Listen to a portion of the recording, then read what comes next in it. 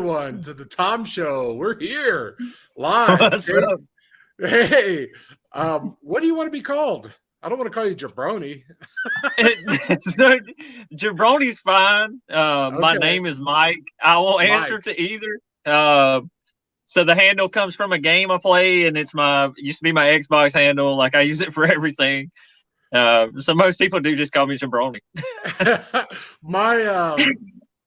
Yeah, I had a friend. He used to go by Jalopy. But yeah, Jabroni's, the wrestling term, or The Rock used to say it all the time, but it's Right. a way old term. But yeah, Mike, I have a lot of Mikes in my family that I love dearly. They're like nephew-in-law and nephew and brother-in-law. So they're everywhere, and I love them. Yeah, Mikes are good people. I'm glad to have you. You look amazing. Jay says I look back, like I went to Vegas or have one of those green screens where it's a penthouse. It's just the Christmas lights. We took that picture my wife did of Olive looking at them, and I was like, if I turn my camera back there, maybe I'll get the lights and it'll be cool. And then that way my wife can walk freely around the house and not have to worry about, being in the video, because she doesn't want to be in the video. I hear you. I started to try the green screen thing. This is actually just like a blanket. My old lady uses this for makeup and stuff on Facebook, so I just took over and made it mine. Nice. And I was like, I'm not technologically good, so the green screen, all that probably wasn't going to happen. We barely got video and audio. Yeah, that's all I need is video and audio. And like a real Southern gentleman, he's drinking the Coca-Cola. Of course. Big deal in the South. I'm from the South. I grew up. Right, yeah, I learned that, watching the show. I was born in New Mexico, where my dad was he was a miner. He was doing uranium mines. He got in an accident where a rock grinder caught his gene leg and just destroyed his leg.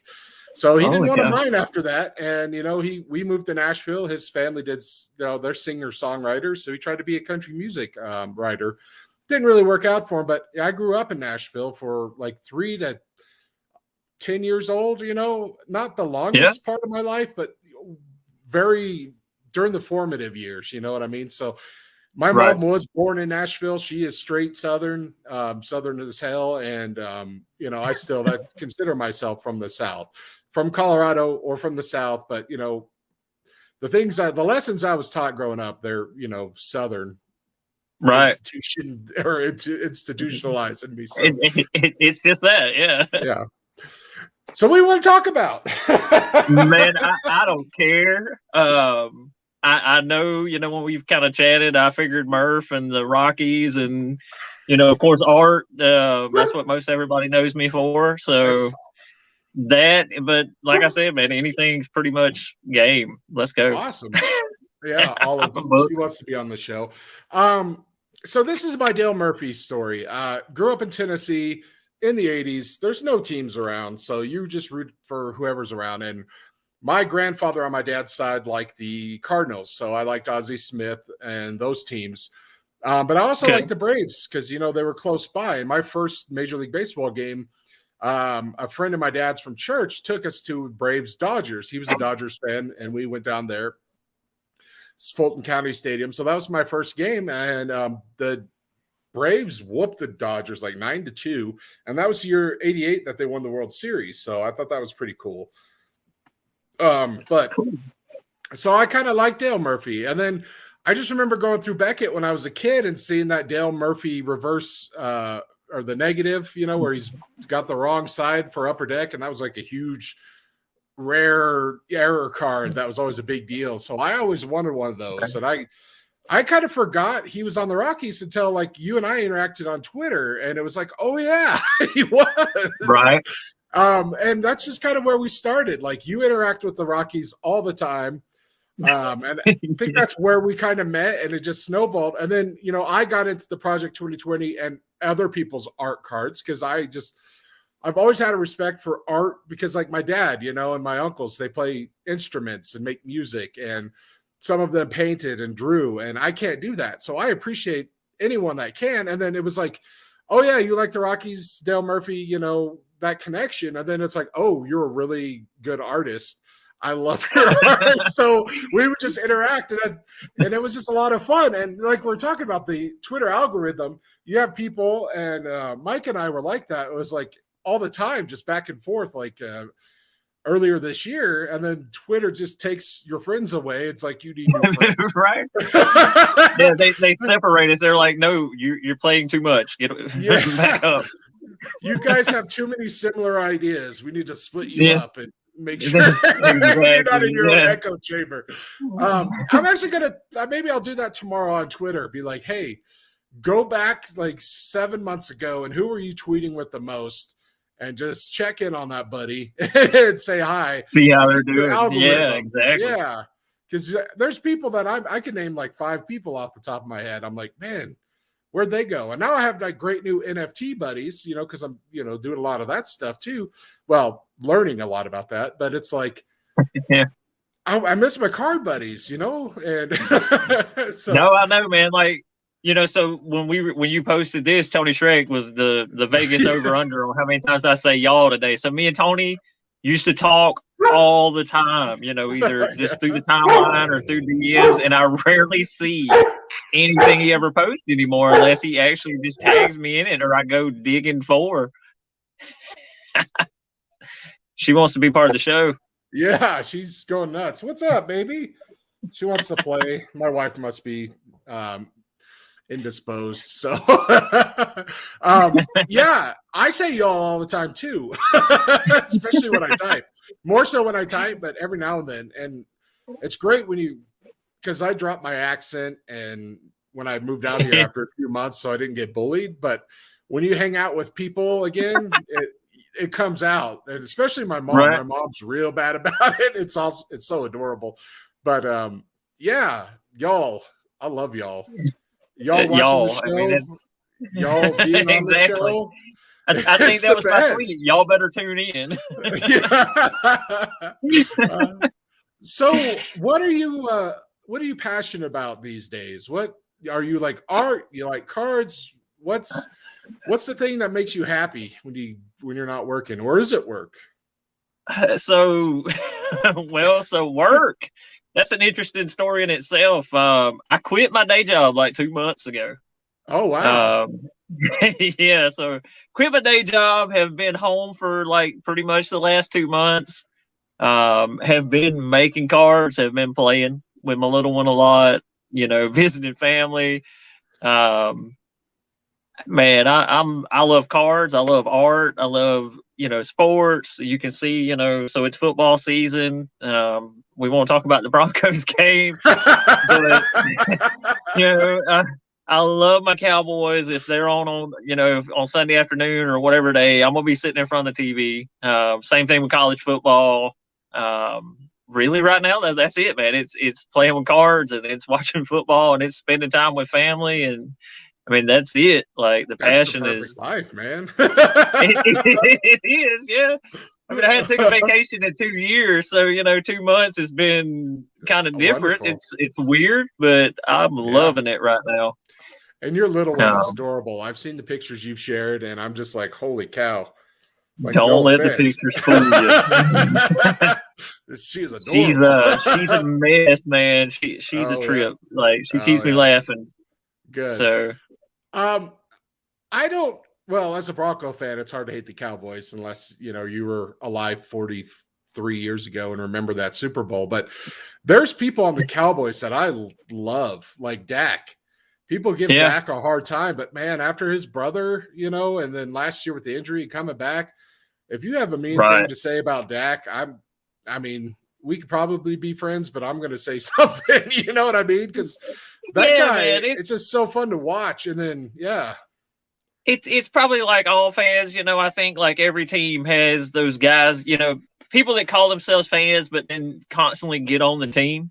Like if I get a lot of Cowboys Twitter, so right now like everybody's fussing about the offense. Oh, they're not putting up enough points and this and that. And I'm like, dude, they're winning games. The defense isn't giving up any points. It don't matter how many you win by. No, it's just getting the W. Win. Yeah, exactly. A win's a win. If the offense is scoring 25 points a game, the defense is giving up 7. or 10 or whatever, that's a win. You can go a long way like that. So quit complaining.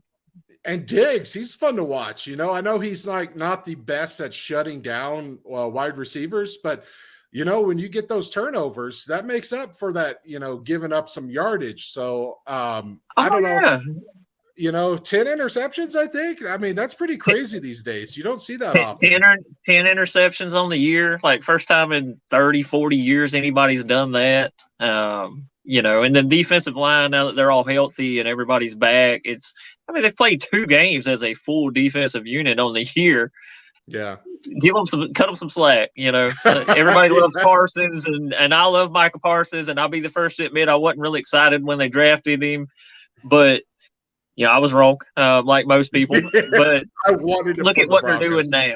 Yeah, I'm glad y'all got some tape. Thank you. But y'all got the guy we wanted. Yeah, he took that. That was just the guy I wanted.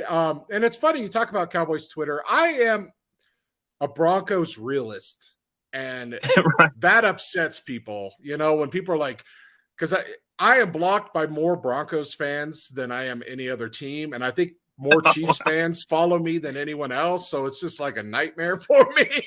But it's like people are like Drew Lock, and I'm like, he's not that good, man. They're not going to play him. No. They don't want him, and it's going to be Teddy. And I was saying that for like the whole training camp for us, and people were like, "You're an asshole. You're a hater." Block. And I was just like, I'm just a realist. Like, we're not a good team, and I want us to be a good team. No one roots harder than me, but I was the guy that would be like, that Frank Caliendo, John Gruden skit where he's like, win. That's how I used to be when I did the Broncos schedule. My dad and I used to do pick'ems, and every year for like the last 30 years, it would be like, all right, I'm 13-3. What do you got? 12-4. That's how I was with now I'm like a game under 500, like 8-9, right.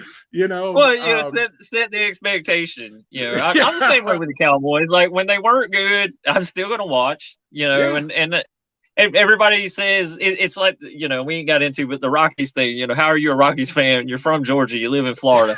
Same thing. I get, how are you a Cowboys fan? Well, my mom and my stepdad are both diehard fans. So that's what I grew up with. When I started really getting into football and really understanding football was right there at the beginning of the triplets. So how could you not be a Cowboys fan? I'm still here, 25, 30 years later, I'm still here. I'm still rocking it. I still don't, I hate every other NFL team, Falcons included, especially Falcons. Mostly because everybody I know is a Falcons fan and they love to talk trash, and I always just send them pictures of Super Bowl rings and trophies. Just 28-3. They get quiet. When the Cowboys whooped the Falcons this year, I couldn't get nobody to answer the phone. So it's awesome. I'm that's it, but you got to be realistic about it. Like, when they were bad, I knew they were bad. I didn't expect a lot this year. I expected a lot out of the offense, but nobody expected the defense to be what it is. No, it's a pleasant surprise. And if they win a Super Bowl, that'd be great. If they don't win a Super Bowl, we can win one next year, and it's unexpected as well as they've done. So temper the expectation. Same thing like the Braves, a year ago. We lost to the Dodgers in the NLCS. We shouldn't even have been there. Now, this year, the World Series expectations were kind of real because they got there. So, it'll come. Yeah, I love the Braves. Like I said, growing up before we had a team, and the Rockies just came around, and, it was hard to be like, I'm going to root for the Rockies and the Cubs over the Braves, who have, Glavine and Maddox and Dave Justice. Like, no, I'll root for all three. And the Braves have a special place in my heart, so, and Dale Murphy, a Rocky. It's just, I don't remember it at all. And I'll see cards every now and then or something. And I'm just like, when did this happen? But there ain't but a few. Yeah, there ain't but a few. And he retired like a month into the season. So, it wasn't like he was there for long. That's probably why I don't remember. Is he playing video games or something? Right. So that's how you got into football. Is it the same way you got into baseball? or other sports? It's just people watching. Baseball's the exact opposite. My dad's a diehard baseball fan, diehard Braves fan. Growing up, when he was a kid, and the Braves came. Well, the Braves come to Atlanta when he was 5-6 years old. From then on, my grandma is a diehard Braves fan too, and they made trips to Fulton County Stadium, when he was a kid. Yeah. So his favorite player is Hank Aaron. My middle name is Aaron because of. Yeah, nice. Which good person to be named after, That was his hero growing up. So, when I got old enough to he started taking us to the ball games, and of course, Murph was the only person at that. Well, I ain't gonna say the only, but there wasn't a whole lot to cheer for in Atlanta in the '80s, So yeah. Murph was there, and then too, just kind of those lessons you learn through sports, kind of thing. So he's kind of got some views on things because of who his favorite player was, and Murph was a great, he's a great guy off the field, away from the game, everything too. So I may have been steered a little bit in that direction on top of him being the best player there, but it just stuck, man. And Braves baseball. For me, you grow up in Georgia, you go to the stadium a couple times a year, you're going to be a Braves fan. For, a lot of people like with y'all, TBS put Braves in front of everybody across the country. Exactly. That's why I was a Cubs fan. That's why I was a Braves fan, because I could watch those games every day. Exactly. WGN. Go to Little League practice, come back, WGN Cubs, TBS Braves. Yeah. So, Braves. A kid. Yeah, Braves stuck and playing baseball, growing up. That was, of course, the direction he pushed because that was his favorite sport. And, again, lifelong fan. Same way I got into cards is because of him. Nice. Started out with my dad like most people and never quit. Funny story with the art stuff, and I've told this to some people. I've shared it on Twitter, but I got in trouble when I was a kid for drawing on baseball cards and for cutting up baseball cards. and last year, I finally got we got wrote up, me and a couple other guys, in the Sporting News by Ryan Fagan, who does like the pack of the day thing. Yeah. So when Ryan Fagan gets in, he DMs me and he's like, "Hey, can I do an interview with you about, card art?" And I was like, "Yeah, of course." Yeah. And so when he did it, then he printed it, he posted it up on the Sporting News. I just copied the link, sent it to my dad, and I was like, "You remember all the time? Here you go." Now it's the thing to do. People, you guys, you artist people, are making cards that are just amazing. And of course you can, because you're making one card, so you could spend a lot of time on them, Yeah. But what you guys are doing is just amazing compared to what you could buy out there. So dude, that's the whole thing. Like, if you just got an idea or something you want to make, or an image you want to play with and put it in a different way, you're just like, all right. So I start putting this stuff together and I make the card look like what I want to make it look like. And now I've got this cool collection of art cards that I've made for myself, because of course I make myself cards here and there, and I've got cards that, a bunch of other dudes have made that, we've traded or, sent back and forth, or, I've bought from Tops. Yeah. Just now I've got this wild collection of stuff you'd have never dreamed of ever finding in a pack, or you never probably will find in a pack, kind of thing, unless they get the hint or Panini comes knocking on one of our doors. Hey, we'll pay you a lot of money to make 5 cards, and we'll insert them randomly. That'd be pay cool. me Tops a little bit of money that. and just give me some free cards. I'm down. Yeah. Support my habit. Tops would be well off. I know, like the project stuff, but make, instead of $20 a card, just make them normal kind of cards and print them and give us packs and have like hundreds of artists, and that would be a lot of fun. Yeah, man, make a pack. Yeah, 100%. Make a set out of just basic, 14-point cardstock cards and let us all contribute. I'd buy that in a minute. I'd buy that before I bought regular Tops. Oh, I would too, because that's the only cards I'm buying are Project, 70 now. But I don't have like a specific player. You have Dale Murphy, but like I just love my teams, and don't have a player that I see that much to like get an art card of. So that's why I kind of don't have them. I just collect artists, and that I want an art card from everybody on Twitter. I just can't afford it right now. But at some point, I'm just gonna once this Project 70's done, I'm gonna start doing that. I'm gonna be like, contact you or contact all these other people and be like, hey, can you make something Denver Bronco-y, Rockies-ish, or Avalanches? Because that's what I'm going to be spending my money on. Because I'm kind of over. I'm not over it, but it's been so dry. Like I don't want to open packs. I want cool cards that I want to showcase. Because opening packs, you get something you're either going to flip or it's going to go in a binder or stashed away in a box. And I want cards I can display, because I don't have a lot of display cards. I got you, dude. Like I'm kind of I don't want to say the opposite. Like I enjoy opening packs, and I collect a few different guys besides Murph. I mean, Murph's the biggest one, but I like both. The surprise of when you find like somebody you really like, or I still like to read the backs of cards like I did when I was a kid. I still like to send out a card here and there to people, or like I opened my little store thing a few weeks back, and I try to stick stuff in a pack sometimes for somebody, or more than what just comes out of there, or it's just something to cut up and color on. And like you talked about my little one, so most of the time, like especially if I'm going old school, when I just drew on stuff with a Sharpie or cut up cards, she's right beside me. She's got a stack of cards and a Sharpie or a paint pen in her hand too. And, it makes her like, when I go in Walmart and I'm looking at cards, she's like, I want to go look at cards with you. That's so awesome. it's something to go along with, just, I may not get any real enjoyment out of who's in the pack, but when I can hand it to her and she can color on it, I won. Yeah. That's a good thing.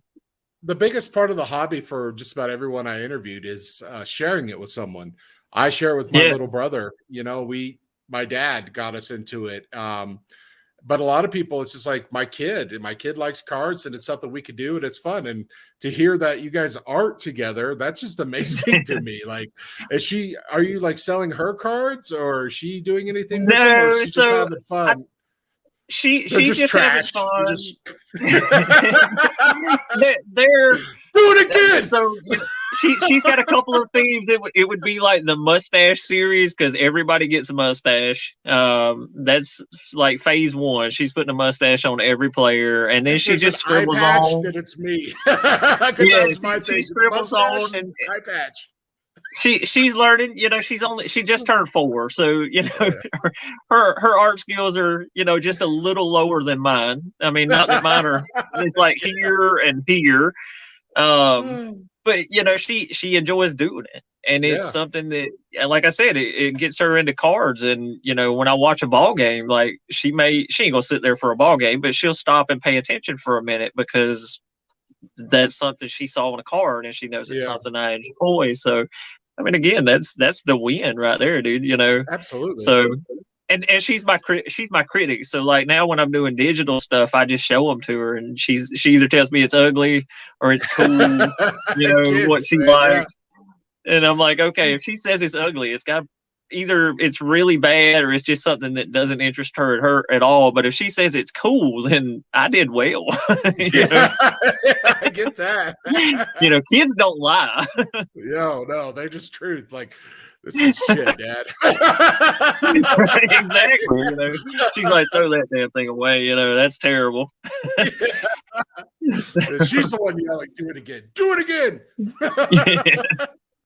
Slapping you. No chicken nuggets for you. Well, you started pretty young just doing the art. You got in trouble for messing your cards, and now it's all the rage. So you've been practicing for years, man. That's awesome. Yeah, I got 35 years of coloring on baseball cards going for me. Nice. Give or take a couple. We used to just, like all the upper deck, we would just make ninja stars with the stickers, the hologram stickers you get, and we just throw them at each other. We probably threw away like 10,000 just 91, 92 upper deck cards doing that, chasing the Michael Jordans and like the Hank Aaron holograms and stuff. And I mean, it's probably more valuable as a ninja star than they are now as cards. Yeah, So, probably so. And if they were still around, we just cut them up and color on them. we used to do Magic the Gathering cards because you could take like a pencil eraser and you can erase like the art on the card. So you could have like just keep the image, but change like the mana cost and the flavor text and create our own Magic the Gathering cards. So that's like my extent as a kid of doing art cards. I would deface things like pictures with mustaches and eye patches and scars and like that dumb stuff, but I never really did card art. So it's awesome to see how much it's come around, just kind of. I have two buddies that do art, and they just started out drawing penises in like middle school, Yeah. Or violent flip books, you get the notepads and they'd have stick figures like murdering ninjas and stuff, and they get in trouble for it. And now they're just like full-blown artists. It's awesome. I started out with like He-Man and Ninja Turtles. I mean, so it goes a long way apparently. Yeah. And that was the funny thing. Like when I got on Twitter like May, right after the pandemic really started. And I didn't even know what Project 2020 was at the time. I mean, I bought cards, but I never went like online and bought cards or, anything like that. So if I couldn't find it in the store, I didn't know anything about it for the most part. And I saw Project 2020 and I started watching people. And then, I was like, dude, I do this at night, sometimes for fun. Let me just post some of this stuff. And so I started posting stuff and, I found Heavy J and I found, Cardboard Hero and I found all these other dudes. And I was just like, wow, there's a whole bunch of us. And I thought there was a bunch then, there was like 10 of us that were coloring on cards or cutting up cards. And now there's like 1,000. But it just turned into a big thing. Like you say, everybody's doing it. You're not cool if you don't cut up baseball cards nowadays. Yeah. I just send my blanks and other cards to other people to color on. Well, there you go. You're supporting somebody's habit. So yeah. Keep it up. My buddy Atkinson, his daughter likes to color on the blanks. So he's been asking for blanks so his daughter can draw on them and make pictures. And he sent me a few. She did like a Nikola Jokic Prism replica rookie and stuff like that, and they're just so cute. And I was like, why would I want to let these kids have fun and let other people have fun doing this? My art is bad. I've posted my art on Twitter with MF Paint, and that's the extent of my art. And my paint is way better than my hand drawings. Trust me. I've never had the skills, I can maybe draw Starship Enterprise, but that's about it. I like your little art. I took your idea to make all our little, make the little things for Tom Show guests. Oh, which is another thing that's amazing. You got to make yourself one. But those things are so wonderful and everyone's liked them so much. So it's great. We'll have to, I appreciate you doing that because it's so much fun. And yeah, it's just a nice way for them to remember that they were on my show. And yeah, it makes me so happy. Fun, like I'm so thankful. Yeah, I'm glad, dude. Like the other night, like I said, so I watch and I just try to listen and pay attention to what people are talking about that I don't know to try to get something personalized in there and then just make the silly little thing. And, kind of most of my art, like sometimes people are like, that's terrible. But if it makes me laugh, like that's half the story. That's my jokes. That's all of my jokes. It's like inside jokes, if it makes me laugh or it makes me giggle or whatever, then I'm doing it and I'm posting it, Yeah. Right. That explains my whole Twitter account. Tom is laughing and he doesn't care if no one else is because he's entertaining himself. I'll laugh by myself. That's it. And this is the beauty of my show. It's like, because we talked so much, and interacted so much on Twitter, but we hardly knew each other. And this is just my way of doing that, and like I say, I'm going to say this every show, fight my depression. And, I haven't been laying in bed moping, I've been doing this show or I've been working. So keep it busy. But then I also get to share my friends and the people I love with, other people. And yeah, only 20 or 30 people watch this on the replay, but you know what? Who cares? That's 20 or 30 people that are going to know more about you or find you interesting or, connect with you. And if one or two people, you make one or two new friends because someone watched this is like, oh, hey, that's someone I jive with. And that's what it's all about for me. So that's why we do this show. Just, I have friends and I'm bad at getting to know people on a personal level. So I do this show so I can share why these people are awesome, you know? And I tried to win one of your art one time. It was the Macho Man thing you made, like the little box or something. And I started out the bid and I was like, I'll start it off, but if anyone else goes higher, I'm out. It is so good. I loved it. So The puzzle. Yeah, that was it. It was the puzzle. Man, horrible story about that thing. Uh-oh. Not to drag it down. So the dude that won it wound up getting lost. Like he never got it. So somebody somewhere has a Macho Man puzzle that whatever, they don't even know. You know. Speaking of though, hold on. So I told you I brought some stuff in here to show and tell. I figured at some point we'd have some fun. Did you see this one? Yeah. Love it. Those puzzles are so great, though. I just love I don't know what it is about it, just, you know, the different pieces and then having the wrestler, you know, right there. It's just so awesome. Again, it's just silly fun. Like, you know, when I'm going in places, I see things that I'm like, hey, I could paint something on that. And I'll grab it. My other half, Miss Jabroni, you know, she's like, what are you going to do with that? And I'm like, I will paint it and do something. You know, and when I did the Macho Man, like Flair's my favorite. So all my life, I always loved the bad guys. So I had to paint Flair like immediately after I finished the Macho Man. I was like, Flair, get this done. So awesome. See, my wrestling started out, and I am a sucker for heroes, or I was a sucker for heroes. So my brothers would rent like WrestleMania 1 VHSs or other pay-per-views from, you know, mid-'80s, like 85 to 88 or so. And then we would just watch wrestling, and it was like Hulk Hogan everything. So I was like, Hulk Hogan everything. And then when I got back into wrestling in the 90s, I was like, yeah, Hulk Hogan. And they're like, no, we're watching WWE or WWF. And I was like, yeah, Hulk Hogan. And they're like, no, he's in WCW. I was like, I don't know any of these words you're talking about. I just know Hulk Hogan. Because we were playing a video game that on Nintendo 64, one of the WWE wrestling games that came out. And I was like, I'm going to be Hulk Hogan. And they're like, you're an idiot, Tom. And I was like, oh. He moved, and then I learned, and then I started watching. But then I was like, okay, I like this Triple H guy and DX, and I like Mankind. And then it just started coming to where, like, I identify more as a heel. Because I can get heat so easy, but I can't win people over at all. Yeah. That was the funnest time of wrestling. And like, so Flair, you know, kind of the same, like early mid 80s, you know, on and growing up in Georgia with WCW, well, NWA originally, and then WCW when they changed the name. We had wrestling like every 3-4 months, you know, in South Georgia where I grew up. And, you know, my uncles are, you know, all big fans. My stepbrother, my older brother, and I say my older brother, he's a big fan. You know, we grew up wrestling in the yard, beating each other up, and, you know, going to wrestling with my uncles all the time. So, you know, they told us, like, you know, it was fake. We knew the whole deal, but they took us every time it came to town. You know, so every 3-4 months, I got to go watch Flair. You know, I got to watch the Road Warriors, Dusty Rhodes, and all those old school dudes back from then. And, you know, I ate it up. And then into the 90s, even like when I was in high school, funny, like I remember when I was a freshman in high school was right when the Monday Night Wars started.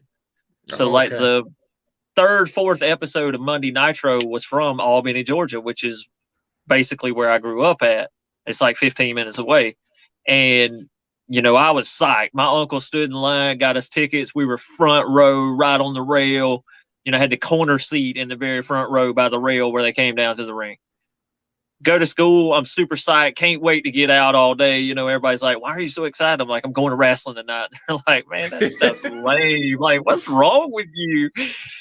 The next year, actually, not even probably the next year, by the, you know, end of the school year, this was like October. By April, you know, we're going to wrestling. They're back in town again for Monday Nitro, and we're sitting front row again. Everybody's like, man, you're sitting front row for Nitro. That's so cool. And I'm like, are you the same damn people I was talking to, you know, 4 months ago?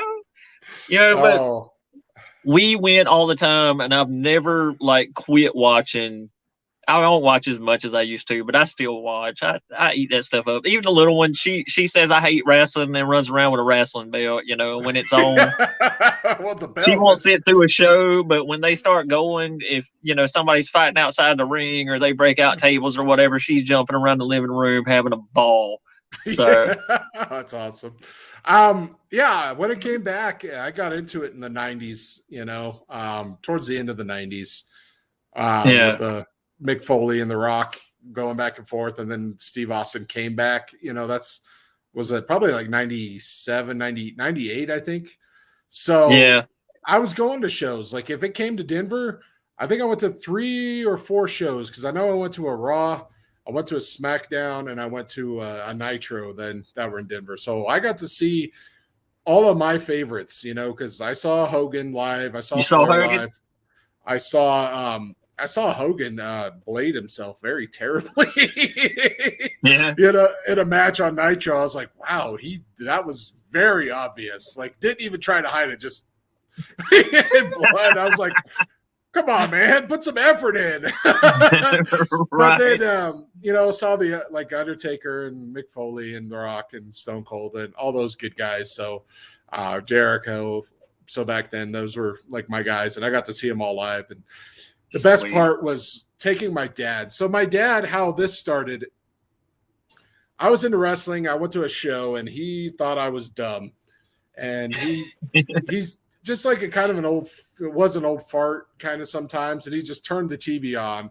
He's like, this is the crap you're watching now, and it was Mick Foley giving Mankind doing a promo. And my dad watched and watched and watched. He's like, I like that guy.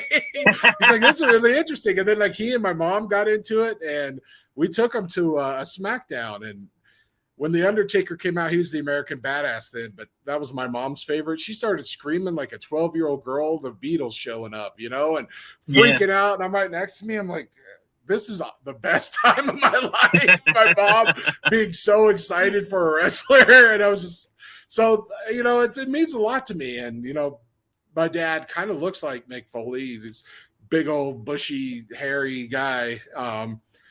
And yeah, he's just my favorite. And when my dad got into it, and we fell off at the same time, like mid 2000s, we were just kind of like over it because, all of the wrestlers we liked were out, and they were trying to do the new thing, and WWE and tone it down. The Attitude Era was over. And it's like, well, that's the kind of garbage we like. We're those degenerates. And now it's AEW for me. But I'm trying to learn more about like the independent wrestlers, because I don't know anything about that stuff. And I'm in a group chat, and they talk and share a lot about independent stuff. So that's kind of where I want to go with my wrestling watching, is just to learn more about these independent wrestlers, because these people are doing some crazy stuff for not a lot of money, Right. Yeah. I had talking about that. I had a kid. So you said you were a produce manager the other night when I was watching. Yep. I worked in a grocery store for 18 years, I think, total. He did some time. Glutton for punishment, exactly. And store management for basically all of. But I hired this kid one time when I was young, so I was like 23-ish, 24-ish, and I had this older couple who came in every Wednesday morning and bought groceries on like clockwork, kind of thing. Mm-hmm. And so got to kind of talk to them. You talk to people through the store, or you see the same people all the time, and you kind of get to know them a little bit. So got to know them a little bit, and unfortunately, the older gentleman passed away. And so, the next time the mom came in, I was talking to her, and I noticed she was alone. She was never alone, so kind of, hey, where's, so-and-so? And she kind of told me the story, and I was like, oh man, and she was like, yeah, we're trying to get by. And, they had this younger son that was a really late in life child.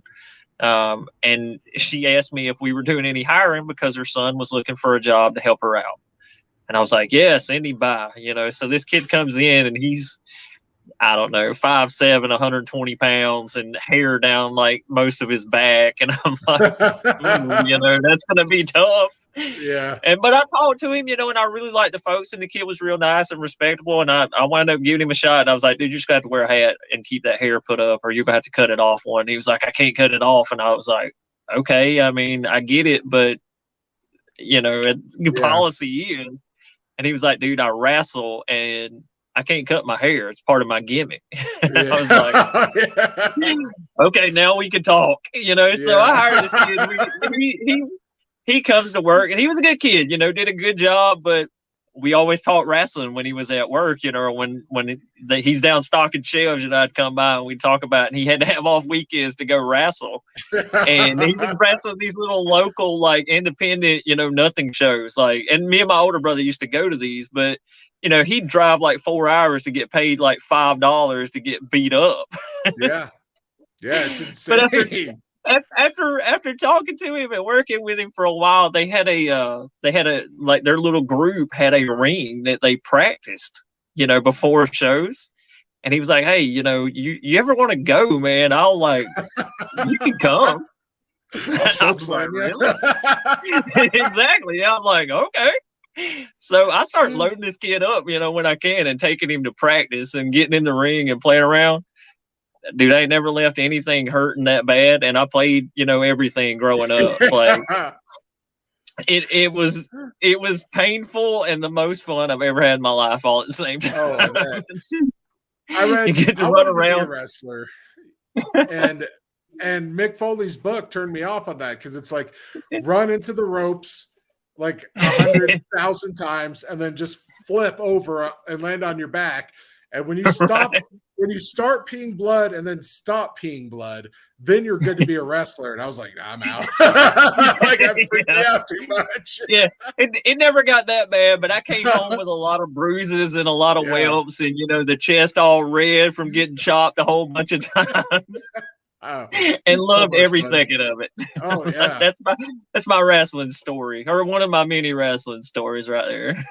I don't have a wrestling story, but I did powerbomb a kid at a party once. He was a gal I went to high school with, her little brother, and I think he was probably 17, but we were like 20, so it was not supposed to be drinking. I wasn't drinking, but everyone else was. I was always a designated driver. And he was mouthing off to me, and he's like 5'6", like 16 years old. And, I'm the size now that I was then, like 6 foot, probably 270 to 300 pounds. And he's just sitting on the couch laughing at me. And I was like, what are you going to do? And he's like talking tough. And I just shoved his head between my legs and just jackknife powerbombed him on the couch. And it didn't hurt him, thank God, because I wasn't trying to hurt him. I was just trying to be like, you should not run your mouth when you're that small. Yeah, just to make the point. But he was like, what the hell is that? I was like, that was a jackknife power bomb. And he's like, that was so cool. And I was like, yeah, don't run your mouth. But yeah, I mean, he landed on the edge of the couch. So it was like back. And I was like, oh God, I broke this kid's back. And then kids are tough. So it made me feel good. But yeah, I was a big influence in wrestling, like my 20s, early 20s. I wanted to do it and I loved it. And then it just got old. And then now I'm back into it.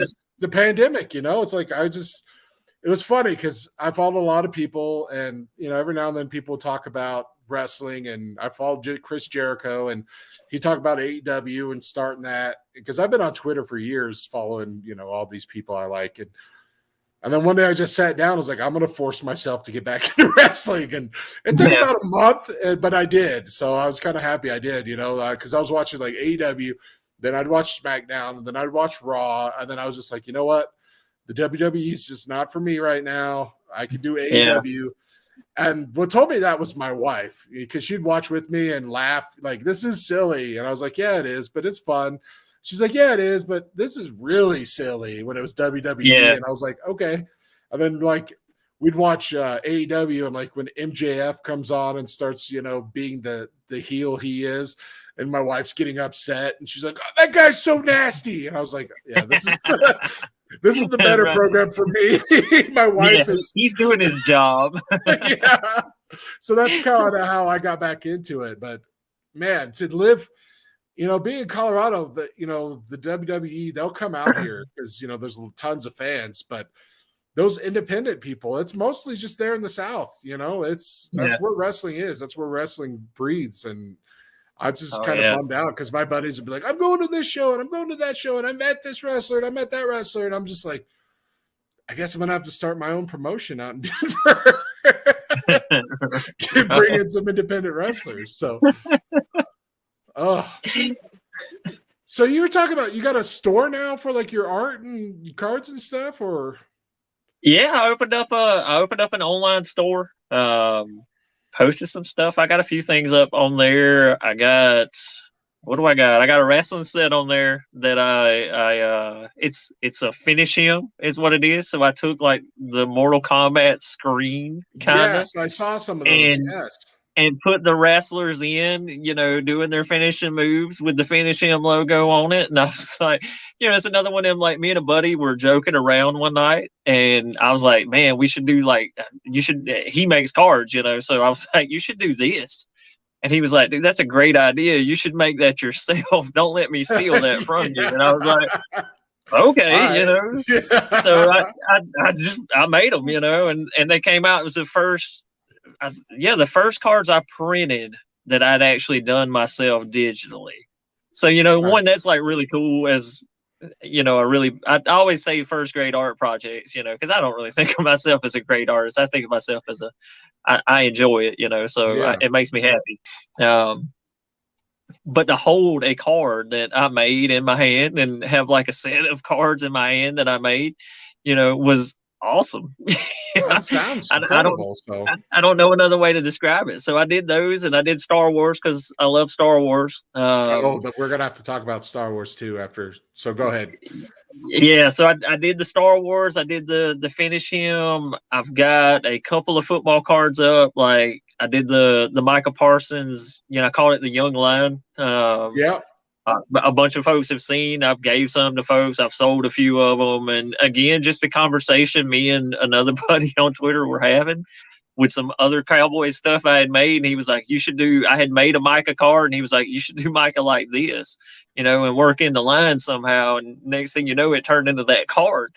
And when I got done making it, I just looked at it and I was just like, dude, like, I can't believe I just made this. Like, sometimes I surprise myself. But it came out really cool, and so then I made a Herschel Walker. Again, I've cut up with a few of your guests. Being from Georgia, I'm a diehard Dogs fan, and Herschel's the GOAT.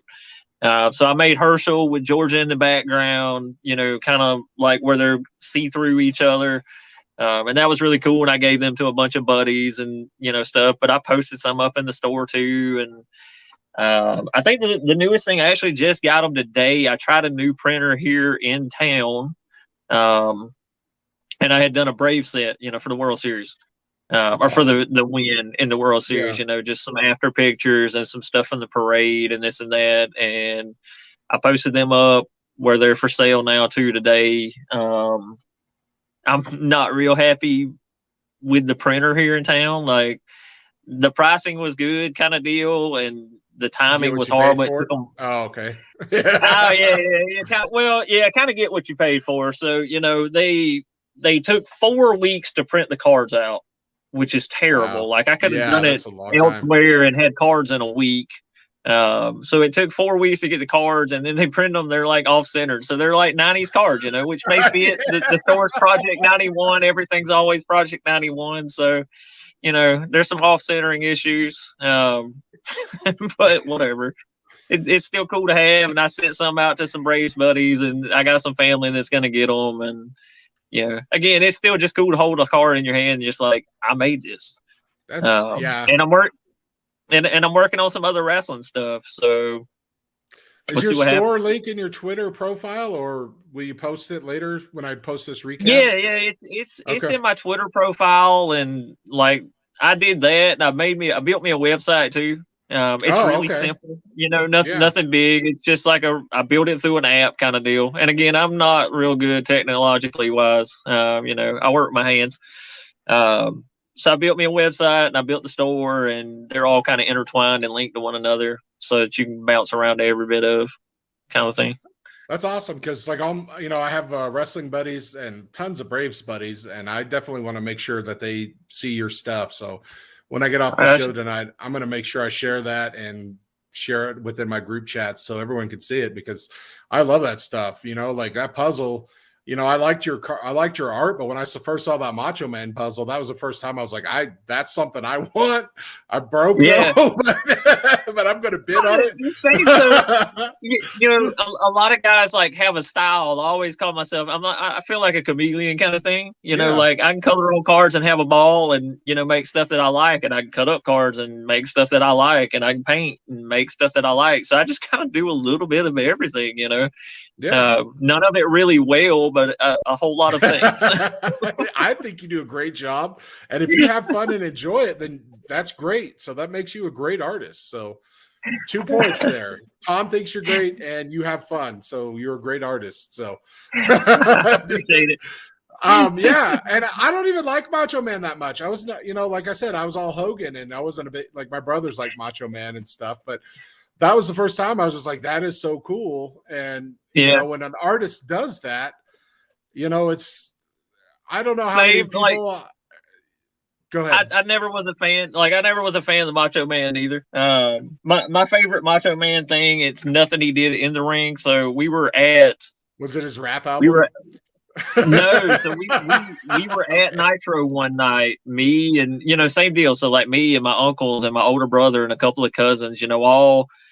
I think there was like 8 of us, and we had 4 seats in front row and 4 seats behind that row. We were around the ring, right on the corner, and Flair comes out. So 2 parts like that make this story really cool. But so the main event for Monday Nitro was Flair and the Giant, or the Big Show, versus Sting and Lex Luger.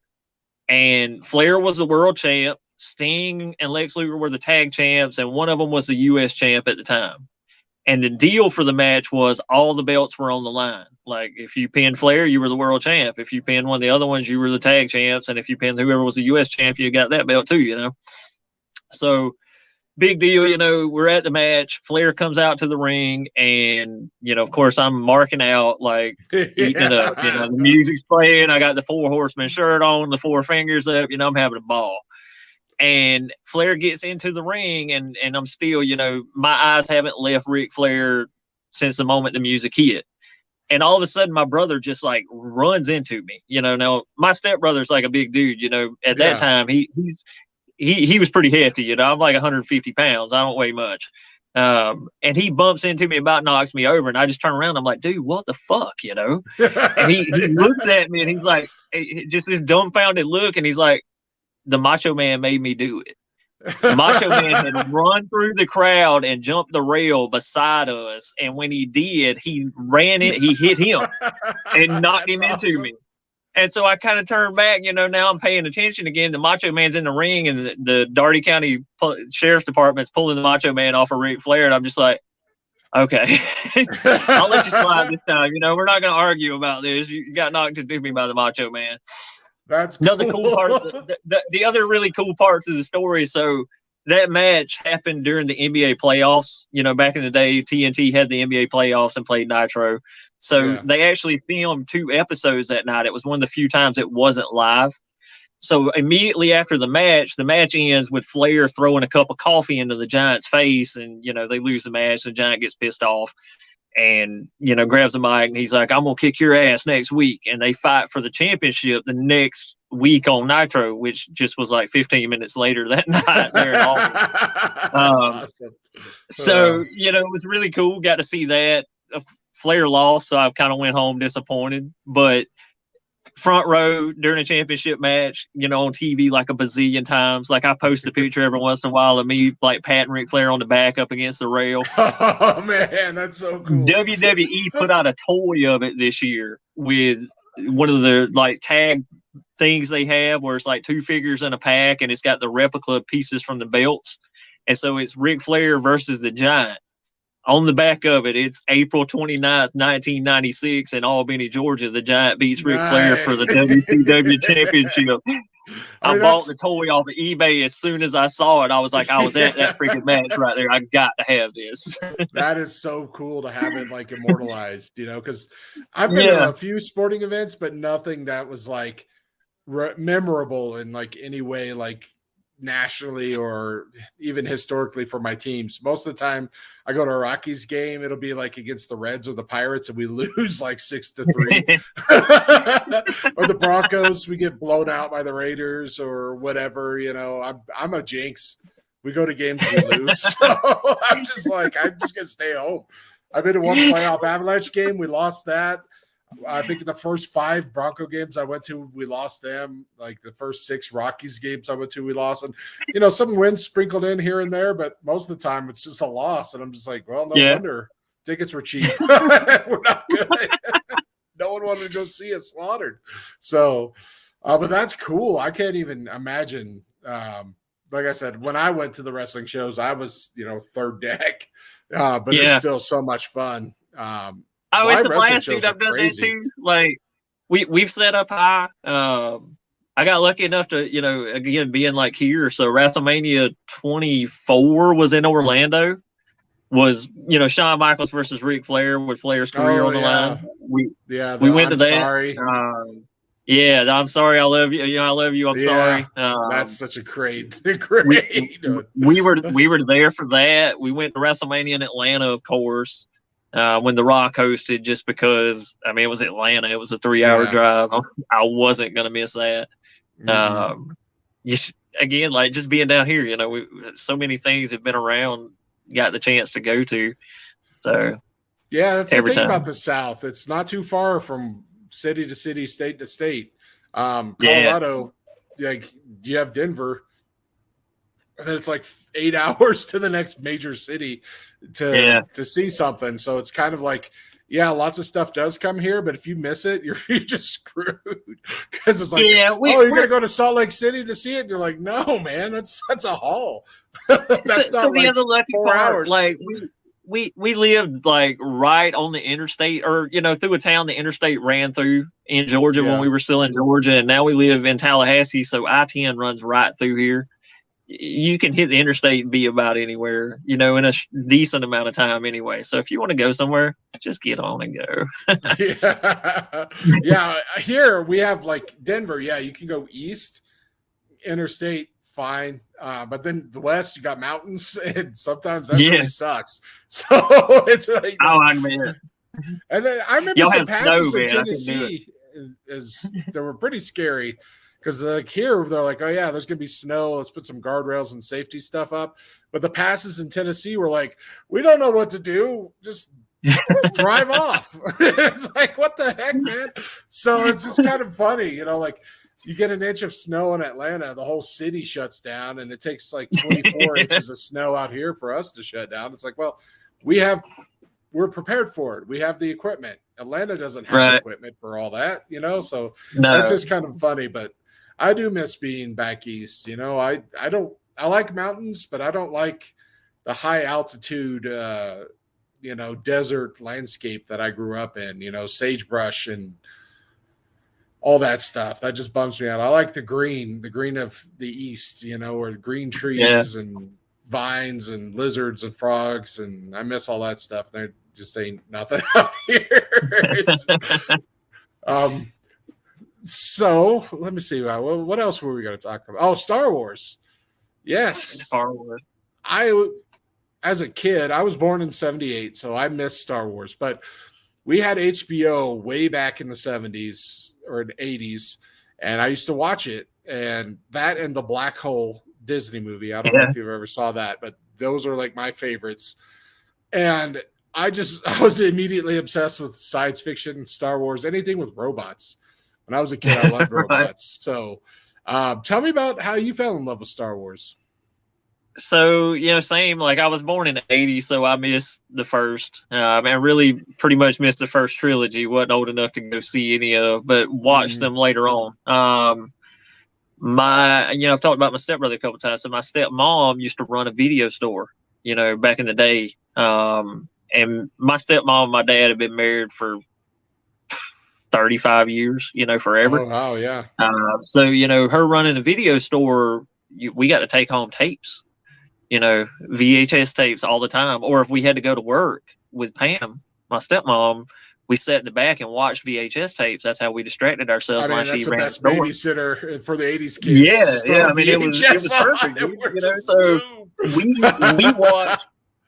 I mean, I couldn't tell you. Like, I've seen movies, or I see random titles for movies, and I don't really even remember the movies. But I'm like, I know I've seen that before at some point in time. And Star Wars was one of those that we watched all the time. Yeah. So it was always a big thing. And then when the prequels came out, me and my older brother went to the premieres of all of the, not the premieres, but we went and watched all of those together. Opening night or the midnight show or whatever. Yeah. We would go, the first day or two, not necessarily the first like midnight deal, but we would go watch those together when I could work it, we could work it around our work schedules. And then when the new trilogy came out, along with a couple of standalones, we went, same deal, so like, what's the date? Today's 21st. Thursday's my birthday. So pretty much all of the movies, appreciate it. Pretty much all the movies come out this time of year. Yeah. So my birthday treat to myself every year was go watch Star Wars movie when there's a new Star Wars movie. That's awesome. I mean, it's something I love, and if I can make an excuse, even if I shouldn't go do it, then I still go do it, because it's my birthday and I get to do what I want to. That's right. Like, my dad used to get on to me because, he liked video games and got me into video games, but he would get so mad that I would just play video games. And he'd be like, it's the summer. You have to read a book and do a book report because I'm tired of you being inside all day. And it's after we moved from our house in Portland, in Tennessee, which is near Kentucky. We had 7 acres. We had a pond and like a creek that ran through some woods. So like it was outdoor all the time, catching things, running, covering ourselves in mud, playing Predator or Rambo. And then we moved to Hendersonville, which is a suburb of Nashville. And it was like, I didn't have my friends and I didn't have, my outdoor stuff. So I really did focus on playing Nintendo because that's, you move for what, and we were only there for 1 year. Then we moved out to Colorado, but he got so mad. And then, so I started reading like Hardy Boys and stuff. And then we moved out here and he kind of dropped it because like, oh, we're new and you don't know a lot of people. So, but then he started that up again. He's like, you don't read enough books. And then I started reading Star Trek and Star Wars books like crazy just to shut him up. And so like I read so many of those old that don't matter anymore Star Wars books. But yeah, the first movie I saw in the theater, I don't remember it, but my dad took me, was Empire Strikes Back. He wanted to go see it. So he took his 2-year-old kid with him. Yeah. He probably ruined it for other people, but and then both my parents took me to Return of the Jedi. I was like 4, and I remember seeing it there. And then, because man, I would watch those Ewok movies on the Disney Channel, and those were terrible. For an adult now looking back, but anything Star Wars, the droids cartoons, I was just obsessed. And R2-D2 is my favorite. Like I said, I love droids. R2-D2, just whatever, like I said, I love main characters, so Luke Skywalker, but R2-D2 is my secret passion for Star Wars. I just love him. What's your favorite Star Wars character? Boba Fett. Yeah. I love Fett. Like a lot of people, even though never like any major parts until now, with the show coming out. Happy birthday. That was my birthday present to you, is getting that show greenlit. Just appreciate it. Just the look of the character and the mystique that was there, for so long. And unless you get into books and all that stuff, I love Fett. Like, my little girl, everybody that's a Mandalorian, has got a mask on, she just calls them all Fett. Yeah, that's awesome. But she I get it. She likes watching, and so we watched all the cartoons. Like, you talk about the cartoons when we were kids, they were bad, but you watch like Clone Wars and Rebels and all this stuff, man, it's awesome. So she watched a lot of that with me. Her name is Mara Wren.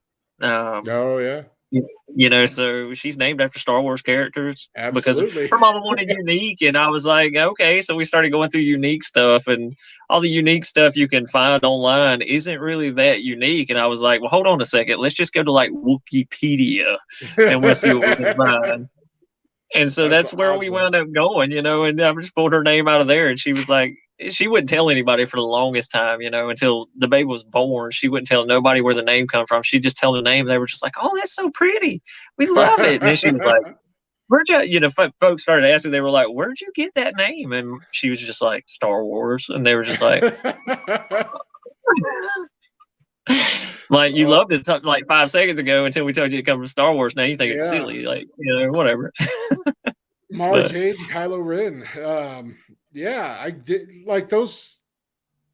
Star Wars means so much to me. And yeah, I will agree that the cartoons, I will say this about Clone Wars. There's times when I'm watching Clone Wars and it is just, to me, garbage. Like, this is just filler kid crap. No, I'm with you. Like, they had some episodes like that. Even the first, you know, I always tell folks, like, the first 2 seasons of Clone Wars were really slow.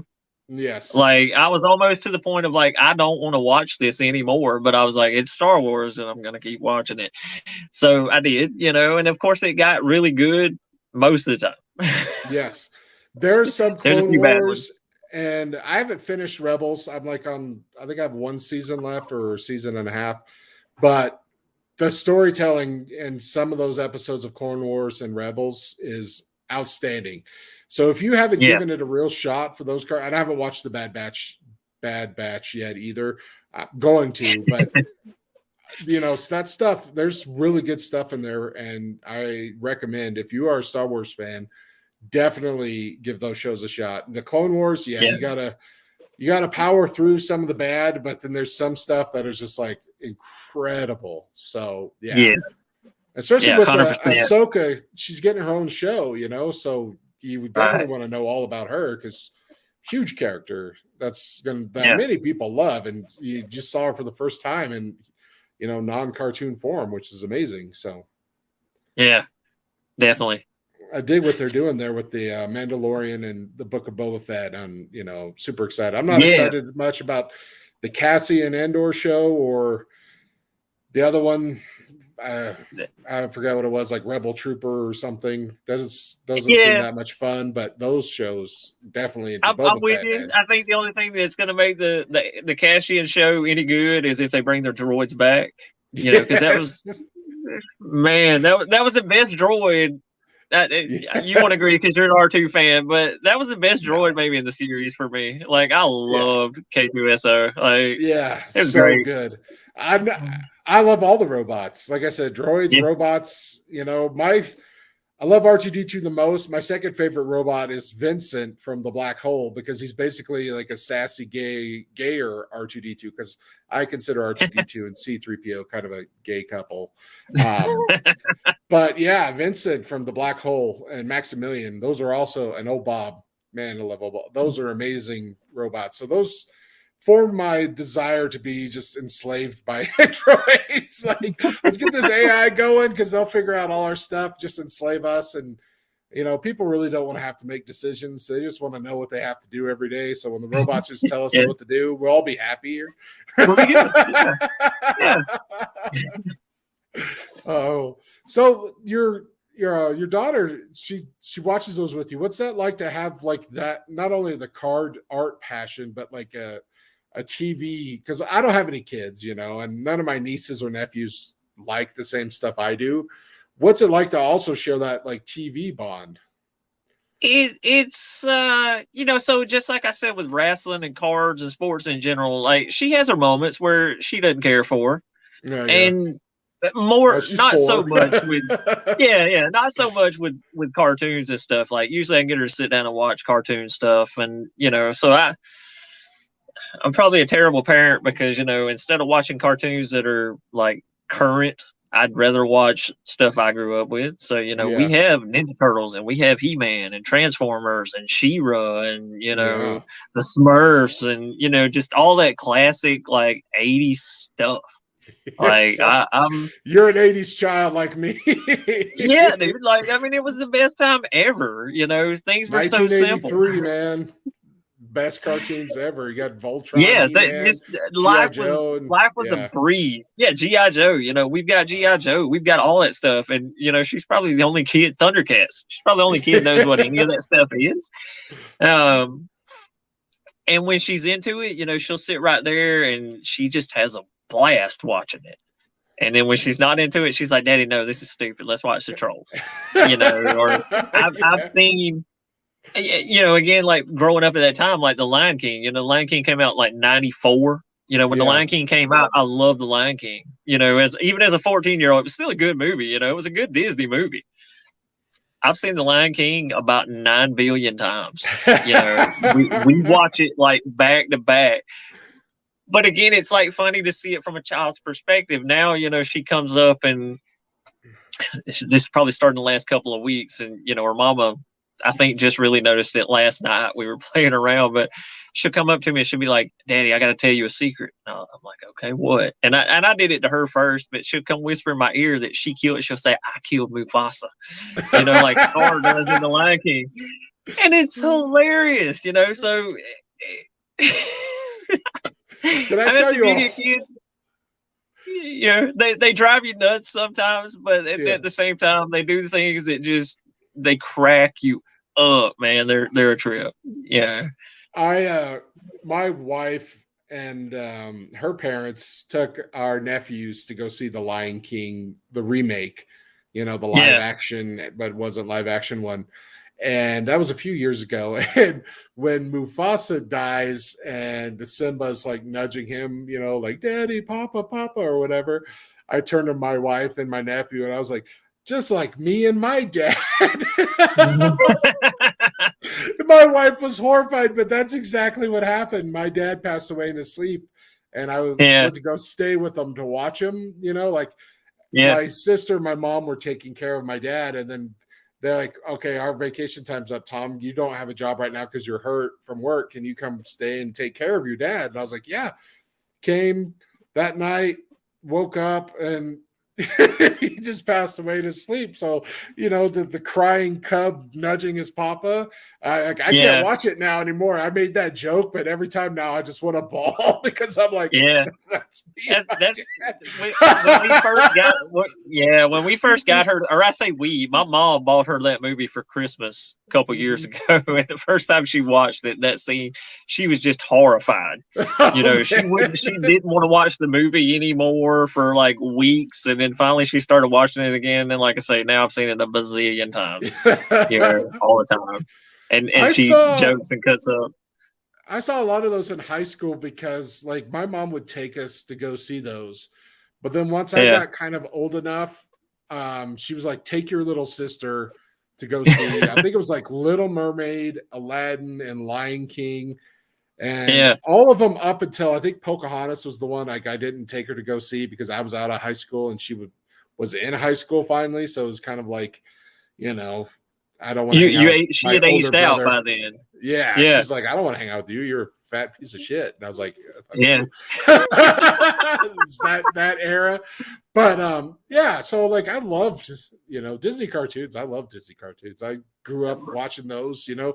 You were talking about renting the videotapes. We used to rent Disney, you know, the Mickey, and have that little 3D crazy weird Mickey Mouse head, you know, and on the VHS. And I just remember that would make me so happy. And you were talking about seeing movies that you don't remember, but the title makes you remember.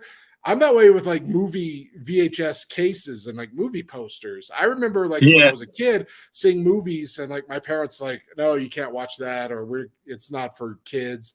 But then like I'll see the movie poster now. I'll be like, "Hey, that was one of my movies my parents wouldn't let me watch. Let me go watch it," you know?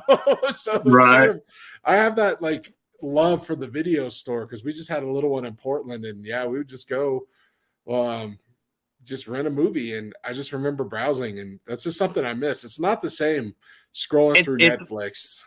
Yeah, you know? Dude, it was one of those things, you know, like growing up, like she didn't do that forever. Like she did it for a little while when her and my dad first got married. And after that, you know, she went on and moved to doing something else. But it was like a Friday night thing. You went and rented a movie. Yep. You know, or we went out to dinner and then we rented the movie and came home and watched the movie. And then on Saturday night, like you talk about HBO, you know, Saturday night, HBO had the new movie premiere at 8:00 on Saturday night. We came home and watched that. That was the simple stuff we did, you know, but it was family time. We enjoyed it, you know, it was cool. It was order a pizza maybe, or just make a pizza, or maybe get like McDonald's or something for us, and rent a movie. And like, which Van Damme movie are you going to rent this week, Tom? One I haven't seen yet. Right, Van Damme or Steven Seagal. My dad liked Steven Seagal, and I liked Van Damme, but they're all good to me. You know what I mean? I wasn't one of those that was like, oh, Steven Seagal. You know, no, we watched all of them too. That's what I'm saying. You had those two guys right there. That was it. And I love every movie was the same action. You know, just some different lines. You know, the same 5 dudes played in most of them. That same Asian actor villain from Bloodsport would just pop up in all of them. You know? Exactly. And it's just like, I don't care. He's awesome. You know, so, right. It was like Disney movies, Star Wars, and like those kind of action movies were what we'd rent. And then whatever was on HBO, you know, we'd catch that. And man, people binge watch stuff, and I can't binge watch stuff. I get bored. Even if it's Star Wars as a kid, like I didn't want to watch Empire Strikes Back 5 times in a row or anything. Even if I could have, I'd be like, okay, I watched it once. I'm good for like a month. You know, I can't do it. I can't do it with movies. I can do it with TV if it's something that really is really good. You know, like I mean, that's the way I watch Clone Wars and Rebels. Like I binge watch, you know, seasons. You know, on days off, just time I woke up to the time I went to bed, sit there and watch cartoons. You know, and I think part of it was like it was good, and it was get through the couple of bad ones, and then it was, you know, reminiscent of being like 7 years old and getting up on Saturday morning, you know, watching cartoons all afternoon or all morning long. I have about a 2-hour time. Like I have a movie attention span. So like if it's an hour-long show, I can watch like 2 episodes, maybe 3, before I'm like, I just need to watch something else because I'm tired of this format. Like my mind is wired for movies. Like give me the 1.5, 3-hour story, and then we'll move on to the next one. So but HBO as a kid, you wouldn't binge watch the movie straight necessarily, but you'd see like the same movie 20 times. Like I saw The Great Outdoors like 50 times. My Blue Heaven with Steve Martin and Rick Moranis. Like I saw that like 100 times. So there's some of those movies that you're like, as a kid, you're like, this is an adult movie, but it's like PG-13, so they let me watch it. I don't get it, but I've seen it so much. It was after the Saturday night premiere. You got it like every 6 hours. You know, they played it again for a month or 2 months, or you know, until it fell out of the rotation. So you ended up seeing it a bazillion times. A bazillion times. And it was just like, you didn't have a lot of channels. So we had cable, but it was still 30 channels. But those channels sucked, man. During the day, it's like, do you want to watch like something terrible, or do you want to watch like something that might have a swear word in it? You know, ours was the Saturday night premiere movie, Tales from the Crypt, Headbangers Ball. That was a good weekend at my house growing up. Yeah. Oh man, those Tales from the Crypt movies, I loved it. It was a Bordello of Blood, and then Darkness something or other. Watch the hell. I mean, the show, like when the show came on, like that's we watched. I never got into the show. I don't know why. Like TV horror doesn't do anything for me, but movie horror, I will watch a horrible movie. But like TV show horror, except for some of the stuff now on Netflix and other streaming services are good. But like Tales from the Crypt or what was the other big one? You know, like most things looking back, it's like really bad and cheesy now. It's like terrible. Yeah. You know, that's most of that stuff from that time though. Like I bought, this has probably been a year ago. We were in Walmart and they had some like DVD pack that had Masters of the Universe in it, you know, and like Over the Top and some other really 80s movies. I love And all first of them. thing I did was come home and put Masters of the Universe in. And so my bad. other half sits down and watches it with me, and she's like, "This is terrible." And I was like, "No, On the way to the bank. Dolph yeah. Lundgren, man. I was What's like, his name? Frank, whatever, Skeletor. I mean, he's the bomb, man. And yeah, yeah. we tried to watch my. That's, Go ahead, sorry. and I was gonna say, I think that's one of the other things like we got in on, like when we first started talking, was the bracketeer stuff. Yes, that's right. You were, because I hate were the doing Princess that. Bride, and everyone else loved it, and I was getting trashed for it. Rightly so, but still.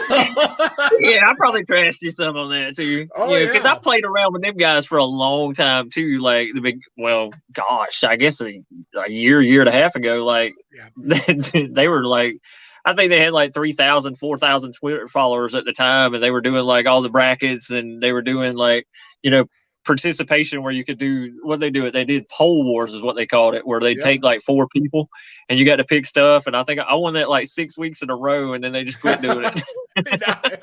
Because I used to do that they were still in my algorithm because I still see theirs, and like I got their notifications on just so I could still get on there and cut up with them and vote and stuff. But I know that's one of the things we got in on too. Yeah, that's right, because it was like, okay, Dale Murphy, and then I got onto them because of you, because you were tweeting a lot, and then the Princess Bride came up, and even as a kid, I want to say this is the story. I love the Princess Bride, the first half of the movie. Love it, love it, love it. And then the rest of the movie, after what's his name dies, the leader, I hate it. And I'll turn it off and not acknowledge that it exists. And that's what I was joking about. Like, oh man, yeah, that's half an amazing movie, and the other half is garbage. And I don't know why, but as a kid, I think it's just the romance. Like, give me the pirate stuff, give me the games, the sword fighting, but then like when it came to the romance, as like a 7-8-year-old boy, I'm like, this is terrible. I don't want anything to do with it. You wanted to know if it was a kissing book too, right? Yeah, I was like, this is. So I guess I totally identified with that kid. Like, come on, Grandpa. I don't want any girls in my story. I mean, Princess Leia is cool, but she's no Princess Leia, you know. But yeah, it's just, and then we had that thing, and then other people started like bagging on me, and I think I friended all of them because they kind of knew I was joking, but not joking, because it is a classic. My brother had not seen it because I told him about the fight, the Twitter fight I got in that day. He's like, I've never seen it. I was like, well, that makes you a terrible person, because how can you not have seen this movie? And he's like, Tom, I watched it and I love it. It's amazing. You're wrong. And I was like, yes, I know I'm wrong. But to go back, my wife was in a huge Friends phase in 2014. She binge watched Friends 3 straight times through, and I probably got 1.5 of every episode, you know, just whatever, just to be with her. And then I was like, Masters of the Universe was coming on one night, and I was like, Courtney Cox is in it. Watch it. It's crazy. You'll like it. And she fell asleep like a third of the way in. It was like, and then like went to bed, and I was like, well, whatever, and watched it, and I was like, I still like this movie. And then last year, I think I got a 6-pack of Mike's Hard Lemonade, and it was on TV again, and I was already like 3 in, and I was like, hell yeah. And then I was like, and I wasn't like drunk, but I was like intoxicated live tweeting the movie. It was so much fun because like Dolph Lundgren, because like Rocky 4, I love Rocky 4 because I saw it a bunch of times in the theater. And you know, Dolph Lundgren, and then He-Man. I just loved He-Man, and yeah, and the Skeletor, he did that actor, you know, you look him up, Frank something or other, Lugia, or I don't know, Luigi. He's a really great actor. You'll know the guy, and he gives a great like B movie, but almost like S-class performance. Like, it's not that B movie-ish, but because it's kind of a B movie, but it's still like such a great performance. And then yeah, the other characters are awful. And if you like Star Trek Voyager, you get to see young Tom Paris, what's his name's in it, as a sci-fi nerd. But yeah, Courtney Cox, adorable. right after her music video with Springsteen, Dancing in the Dark or something or other. Yeah, I don't remember which one it was, but yeah, 80s, man, that just love it. And when my brother died, he had like the He-Man cartoons and some of the Transformer box sets, and so I still have them right here next to me, and I haven't cracked them open because I was like, I don't want my childhood ruined by being an adult. They hold up. Okay. It's seeing it through a different light, but they hold up. I still love them all. That's good because like Voltron, like trying to watch the original Voltron, it's fun, but it's not that good. But then I got into the new Voltron that was on Netflix, and I actually really liked it. I thought they did a really good job. So that was a nice, fun cartoon to watch. That I kind of binged. Was the It ended a few years ago, but it was really good. And I just anything 80s. I have a friend. I don't know if you know her, Christine, 712 something on Twitter. Redheaded gal, super nice. Has a daughter, Kinley. She hates everything 80s. And I'm just like, how are we even friends? Because I just worship everything in the 80s. Blocked and reported. Yeah, but she's so nice and sweet. She's just like, this is bad and you should feel ashamed. I'm like, nope. No. So what are your favorite 80s movies? Let's just keep going with the 80s because not a lot of people talk 80s with me. So 80s movies growing up, what are your guilty fun pleasures? So these aren't just 80s favorites. Okay, this is period. Dirty Dancing and The Lost Boys are like top 3 all time. Those two are in there. Probably my other favorite is going to be Top Gun. I love them all. I haven't seen Dirty Dancing much because, like I said, kissing books aren't for Tom. Yeah. But like even as a kid, when I watched it for the first time, I was like, this is a good movie, but I don't feel the need to watch it again. Yeah. So the reason behind those two, when my folks got divorced, and I was young, and I have a younger brother and sister too. We didn't have cable. We had 2 VHS tapes. I'll give you a guess at what those 2 VHS tapes were. So that's what we watched all the time. Yeah, that'll do it. I still love, it's 100% guilty pleasure, kind of thing. But I love both movies. It's same, like they're cheesy. Watching The Lost Boys now is. I don't think I've seen great, it in 20 years, but I would still would love it, Yeah, it's kind of bad, when you watch it now. But I put it in probably once a month. I told my lady the other day they had a new Dirty Dancing was on some display in Walmart we were walking through, and it was just a different box. And I was like, I'm gonna buy that. And she was like, why? You have it at home. And I was like, but I don't have that box right there. It's a variant. It's like the Clark's DVD, Kevin Smith movie. I have like 3 different versions of it. My wife's like, why? I was like, because he's got like 3 minutes of new commentary on one of them. So for me and my brothers, I have 2 older half brothers, and I think my dad, because they live with their mom, I think my dad at one point was kind of like, so we got comments that I haven't acknowledged. They're from a while ago. Zach and Tony. Thank you guys for watching, by the way. I'll hit you up on Twitter. Tom. Uh-oh. The little we got a special guest. You want to come over here? You can come over. Yeah. I'll tell your mom to put some pants on you first. Yeah, we don't want to get shut down by YouTube. No. So my dad would like treat them and let them give them like their way a little bit. Like, whenever Predator came out, like 87 or 88 or something, I was like 9. He took us to go see it, and not just took us, just dropped us off. Like, I'll be back in 2 hours. You guys watch Predator alone, or any Rambo movie, anything with Stallone we saw in the theater. But like my favorites are, like Goonies. I love Goonies because as a kid, the treasure hunting and the pirates, and that was so much fun. Hi, cutie. How are you? What are you doing? Nothing. Nothing. Just hanging out. Jesus and my mama. What were you doing with your mama? Praying for Jesus and my mama. Oh, praying Yeah. for Jesus. Okay. That's good. Yeah, it's about bedtime. Yeah, but I heard something going on across the roof. Oh yeah. Oh yeah. Is Is it me? Am I too loud? No, it's some kind of human up there running across the roof. Oh, there's a human on the roof.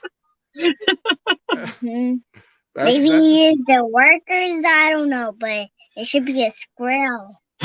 Yeah, I would rather have a squirrel on my roof than humans. Definitely. Yeah. And she's gonna show off now. What do you got? A milkshake. Oh yeah. Does it bring all the boys to the yard? You don't know that song, do you? You don't know that song. It's a dumb song, but it's fun. Yeah. You know a bunch of goofy songs. What's your favorite song? Baby Shark. It's actually a lip sync. Since when's Baby Shark your favorite song? I like Baby Shark because I like to sing it. I thought you were telling what your other favorite song is. Who you like to listen to on the phone when you get my phone? Baby Shark. No, that's who is it? What do you? Who else do you like? Rock and roll stuff. Rock and roll stuff. Rock and roll stuff. I'm on my daddy's phone. But who? Yeah. What's the song you make me play? Tell Tom.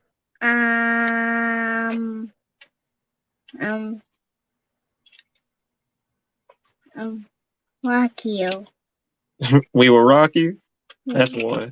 It's funny because what you were saying about your dad dropping you off. So man, my parents on that side anyway. Like my mom was the exact opposite. My dad, my stepmom were all like surprise ball, and I got a car. Oh, awesome! And I got a dinosaur. I love dinosaurs. And I got Tommy because I always take Tommy out of the box. And I got Tommy. We don't belong in boxes. His name's Tommy, or his name's Tom too. Yeah, Tom 3. She said talking Tom when she came in here. You're all right, hey, go back in there with your mama. SpongeBob, and I got this tiger thing. Tigers. I love tigers too. Go back in there with your mama? No. Yeah. No. And you got to sit here then talk. Anyway, so like my folks, like they took us to everything. Like, you know, he took you to that. Like my dad take us to concerts. You know, I was probably like the only 8-year-old that saw Guns N' Roses and Motley Crue original. And I hate this finger all the time. Like I hate this finger. Like I don't like it when he buys one of these fingers. They get to stick you. Don't say that. I would just pick my nose with that finger. It looks like a good finger picking nose. You want to get it? don't give her bad ideas. Sorry. I am a bad influencing uncle type. I am all about it. I'm gonna throw it in the garbage can. All right, hey, take it back in there and let me do this. Garbage can. We got to keep the finger. You're gonna have to show me some of your pictures that you draw sometimes, though. I told him about you draw it on baseball cards. Yeah. Is that fun? Yeah. What are you doing? Got some handy? You just gonna show off more toys? What are you getting? That's my milk. This? Yeah. That's what you want? Yeah. And look, a wrestling bell. Oh yes. You got to turn it that way where they can see. Oh, the old school WWE world champion. Are you the world champion? Yeah. That's so pretty. I bet it looks Where's great your around belt? you. In the living room. Your belt's in the living room. Mm-hmm. That's one of my play toys there. Oh, man, that thing's awesome looking. That's the belt. And my I have. mama always, I'm gonna show her. No, we're not pulling out Mama's makeup stuff. Go back in there with her and let me do this. We're gonna do makeup another night, okay? Come on.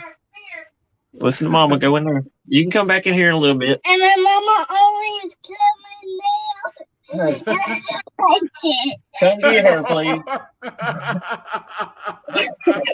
Can we build? I sure do love you guys. Help me! Help me! Help me, Mama! Help me! Come here, hold on. Give me a second, Tom. Let me get her down from It's here. quite all right. I can hold the show down. Oh man! Let me go. Go to Mama.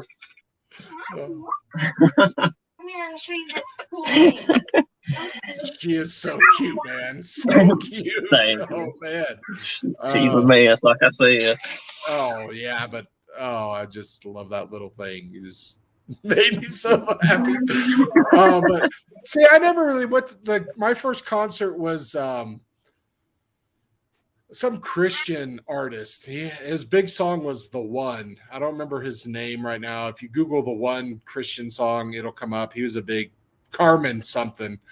That was like my first concert. Like they never took me to concerts or anything, but my dad, like my brother was 13, wanted to watch Nightmare on Elm Street, and so that meant my other brother was 11. I was 8. Daniel, my little brother, was like 5, and we all watched it, and it's like my oldest brother Andrew was 13. He had nightmares all night, couldn't sleep, wanted to sleep with my parents, and the rest of us kids were just fine. All good, yeah. That's So the way we were. We watched all that mess and like went to concerts, and what I was trying to get her to tell you. So her favorite, when she gets my phone, the couple of requests, I always have to play Colt Ford, which is like a country rapper. She likes that, and then I have to play Poison. Which another like guilty pleasure growing up in the 80s, my favorite hair band. And then I have to play the Steve Miller Band. Nice. Like those are the 3 like go-tos. Every time the radio's on or she has my Pandora or anything else, she's got to hear it. And it just trips me out, again, like the only kid like walking in, she can sing the Joker word for word. Yeah. Well, and Steve Miller's a good vibe, man. It's just like a chill rock, and Poison, guilty pleasure. It's so much fun to listen to. I've heard of Colt Ford. I just don't know much about him, but I've been out of the country music since, like the 90s when Shania Twain, and then, nothing against Shania Twain. She's an amazing artist, but when every record label was just trying to throw like female artists at you, and it was just drowning out, and then it was just like, okay, then it's like pop, Shania went pop, so let's have these pop country gals, and nothing against those people, it's just that's what the record companies were trying to shove, and it was just like, I'm just gonna go back to like Metallica. Right, Southern rock, back to Skinner, just do all that stuff, and kind of dropped out of country, like 80s, like 60s, 70s, 80s, 90s country, and some 2000s. I'm still like, hell yeah, you could throw that on, no problem. But anything later than that, I'm just kind of like, this just ain't my deal, I got you. Metallica, you said Metallica. Favorite Metallica album? Which one? My favorite one is probably Master of Puppets. I love Orion is my favorite song that they did. It's their like instrumental on that album. I love that one. I have, Kill 'Em All is great, but it's kind of raw sounding. And then Ride the Lightning has like more, it shows their development, but it's still a little raw. But like Master of Puppets is like the first time for me anyways, where they're like, this is who we are. We sound good doing it. And it's not like amateurish or like I sound like a 17-year-old boy anymore. And then, kind of goes from there. And I know people give them hate on them for like Load and Reload and all that stuff. I didn't mind that stuff. It's not my favorite stuff, but I can still listen to that. Yeah. Anything but Saint Anger. Yeah. I quit with Load and Reload. That was kind of the end of like their like Load was okay, Reload was, fair, but give me the old stuff. Master's my favorite too. Give me that or And Justice for All. Yes. All day. Blackened. I love Blackened for some reason. I don't know why. That was my jam on that one. I mean, One is their, probably their best song for me, but like like popular hard rock, you know, because Inner Sandman, it's more just that Black Album was kind of like their metal to rock transition, and then like Load was like their transition fully to like just hard rock and not like thrash metal necessarily. But I would just listen to them all. Like I bought all their CDs in the 90s and would just keep tossing them in. My dad was super Christian and would not let us listen to rock and roll, would not let us listen to or watch MTV. It wasn't until my mom was like, to my dad, she was like, Tom, I like Metallica. Let our kids listen to Metallica. Because he's like, took my little brother had the albums, but he would like hide them. And then like my dad found his Offspring album and like threw it away, and then we were all grounded. And it was like great. So it's like I have to thank my grandparents. So my grandparents were like that with my dad. And then when he got to a teenager, like they would take, he always tells us like they took like his album covers away. So like he had Kiss, or he had AC/DC or whatever, and they'd throw the album cover away, but they would let him keep the album itself and play the record. Yeah. And so, he was always like, okay, so that's what they did to me. I'm never going to be that way with my kids. And he let us listen to, whatever for the most part, and they just taught us right from wrong. And they were like, I mean, listen to what you want to listen to, but make good decisions. That's all you got to do. Because like some of the church people are like, AC/DC stands for After Christ, the Devil Comes, and KISS stands for Knights in Satan's Service. And you're just like, okay, have you listened to their music though? Because KISS is like super cheesy. Like I like it, it's fun, but like there's nothing satanic about KISS. Maybe the album cover, I could see some of that, but like you listen to, like my dad was like Motley. My older brother had a Motley Crue shirt. My dad like confiscated it, burned it in front of him. I was like never allowed to listen to Motley Crue until like, I was a teenager in high school, and I started listening to some Motley Crue, and I was like, this is just like hairband crap, man. Not like it's crap, you know what I mean? But it's like, there's nothing satanic about it. It's about doing drugs and, getting chicks. Like all rock music. Exactly. Like your Beatles. That was just about doing drugs and getting chicks. Oh, man, this has been so much fun. Like you and me, man, we got to hang out more because 80s and wrestling and baseball cards and all this stuff. And you're starting to dabble in NFTs too a little bit. How far have you gotten with that? So I piddled around, like making stuff and just kind of seeing what I could do. I put the one out. Like I didn't actually, OpenSea, you can make an NFT without minting the NFT. Yeah. And what I figured out on OpenSea was it's really expensive to mint an NFT on there to be able to actually sell it. And so I made it and it's out there, and I've been kind of dabbling, looking at other places where I could put something out and actually maybe mint something. And I mean, I don't know. I don't know if anybody'd buy any of the junk to begin with, but it's something that's out, and I don't think it's going away.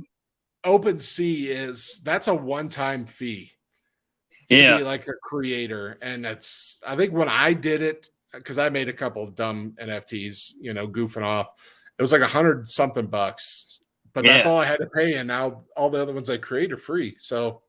Okay, I didn't realize that. I just kind of saw it was like $140, $150, and I was just like, not today. And then also that's what people have to kind of pay for gas to get it on Ethereum. But also if you switch to Polymatic, there's so much to learn.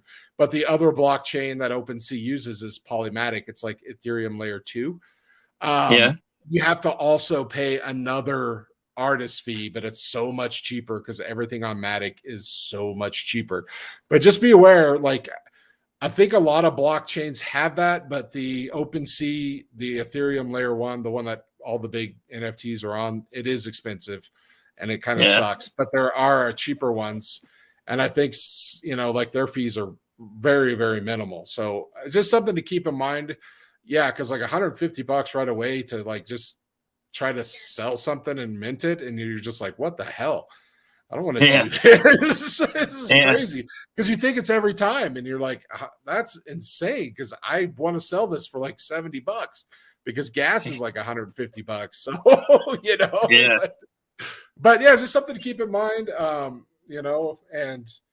I love your art because you showed me that the Micah Parsons Lion one, the Cowboys one, and so good, man. And NFTs right now, it's all pump and dump scams. It's all about, going to the moon and making money. And there's not a lot of respect for artists out there. And I think it's the Tez or Hin. I think the website is like Object. I'll send it to you. I think that's where most of the like artists that I follow are minting on. So I'll send you that link over after the show, and you could check that out and do your own research, as they say, and find out if that's something that's probably better for you. Because it's insane, and it's just not worth it because there's not a lot of NFTs that are worth like profile picture NFTs. Who cares? They're just silly. And sure, you can get into sex clubs and all that crazy stuff, but that's not my lifestyle. I just want to hang out with fun people, and artists that I admire. So, well, Mike, was there anything else you want to talk about? I think we're at an hour and 45 minutes, and I don't want to let you go because I feel like you're my best friend already. But you got a little one, and my wife probably wants some attention. So, anything you want to talk about real quick, or before we head out? Dude, I'm good. I appreciate the opportunity. Like, it's been a blast for real. Yeah. I did. Other than the counter up here, I can see in the corner. I wouldn't have never thought it'd been an hour and 45 minutes. No, like me either. I had to check, like, have we hit an hour yet? Because like I just want to do an hour. I was like, dang, we're almost at 2 hours. It feels good. And like you and I need to tweet more, man. And I hope you feel the same way because like just talking to you, like all my other guests, we have so much in common, but right now, like you and me, honestly, it's like we should have been best friends growing up because it's like all the wrestling and the 80s movies and the music and oh man, this is great. And anytime you want to come back on and talk and hang out, just let me know because I want people to come back. And especially if you ever have a project or something you want to shill or talk about, let me know and we can do special shows. It doesn't have to be that Tuesday or Thursday. So Mike Jabroni, I love you, brother. This has been so much fun. Every show I do is just so much fun. And I say that, but it really is like, talk to your friends on Twitter and become better friends with them because it's the best feeling in the world right now, man. So thanks everyone for watching. I hope you learned something about Mike.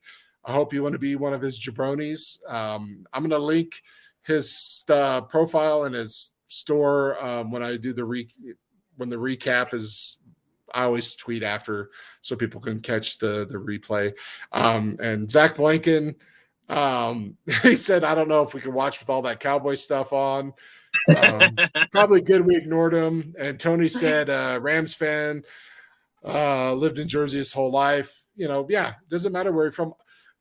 For football, like Denver Broncos, people just assume because I was from Colorado. No, I was in Nashville or Portland, Tennessee, and I watched the playoffs in 1986 and saw the amazing John Elway do crazy stuff. And I fell in love with the Broncos then. So, like, it doesn't mean what state you're in. You don't have to root for those teams. You just root for the teams that appeal to you when you were a kid. And, the Cowboys for you was a family thing. My dad, he didn't really watch football. He was an Oakland Raiders fan because he lived in Berkeley or whatever when he was a kid, so it's like, it's kind of crazy. So, well, Mike, I'll give you the last words. Anything you want to say to these fine people before we head out? No, dude, it was a blast. Like whoever turned in, appreciate it.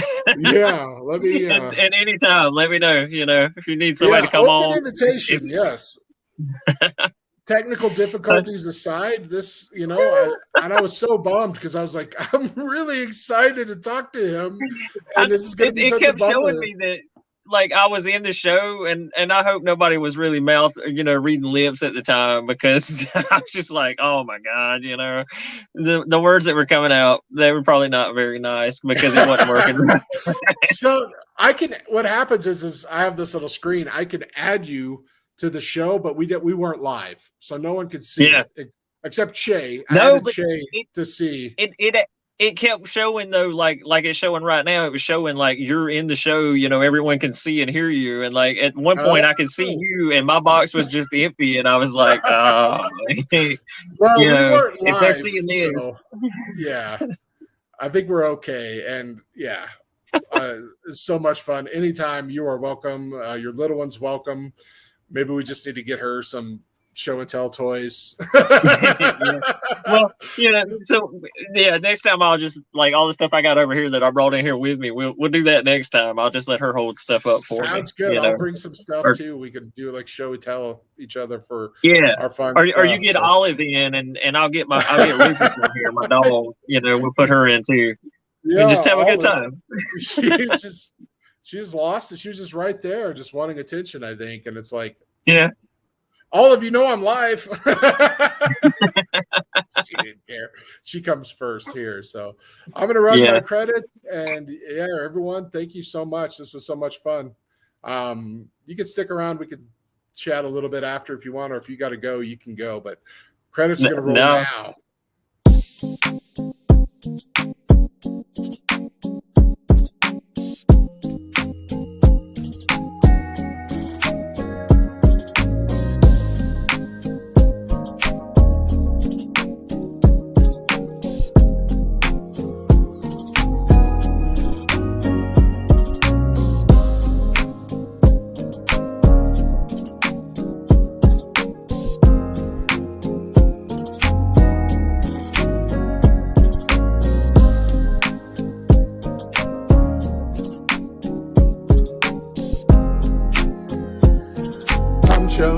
Tom